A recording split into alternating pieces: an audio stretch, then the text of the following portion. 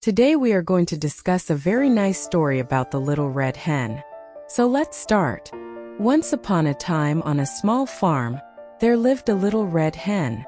She was a hardworking and industrious hen who took great pride in her work. One day while scratching in the farmyard, the little red hen found a wheat seed. "Who will help me plant this seed?" she asked.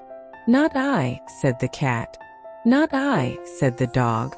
"Not I," said the duck. "I will do it myself then," said the little red hen, and she planted the seed.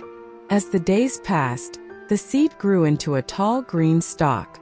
"Who will help me harvest this wheat?" asked the little red hen. "Not I," said the cat. "Not I," said the dog. "Not I," said the duck. "I will do it myself then," said the little red hen, and she harvested the wheat. After harvesting the wheat, the little red hen asked, "Who will help me thresh this wheat?" "Not I," said the cat. "Not I," said the dog. "Not I," said the duck.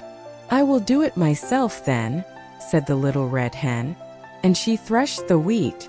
Finally, the little red hen asked, "Who will help me bake this bread?" "Not I," said the cat. "Not I," said the dog. "Not I," said the duck. "I will do it myself then," said the little red hen, and she baked the bread.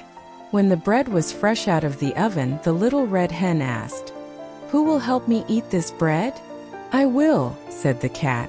"I will," said the dog. "I will," said the duck. But the little red hen said, "No, you will not. You did not help me plant, harvest, thresh, or bake the bread. I will eat it myself."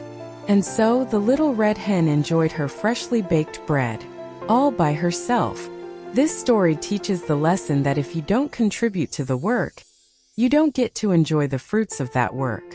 It emphasizes the importance of hard work and responsibility.